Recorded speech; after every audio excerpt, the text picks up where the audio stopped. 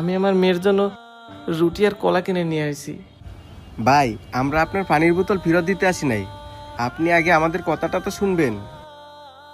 আচ্ছা ভাই, বলেন। আসলে ভাই, আমাদের একটি ইভেন্টে 50 কেসের মতো পানি লাগে। আপনার কাছে কি 50 কেসের মতো পানি হবে? যদি হয় তাহলে আপনার কাছ থেকে আমি নিতাম। সত্যি বলতেছেন ভাই? আপনাদের 50 কেস পানি লাগবে? ভাই, আমি দিতে পারবো। আচ্ছা ঠিক আছে, এই নাও, এখানে কিছু টাকা আছে, এটা তোমাকে অ্যাডভান্স দিলাম। কাল বিকেল 5টায় উত্তরা কমিউনিটি সেন্টারে পানি নিয়ে চলে আসবা।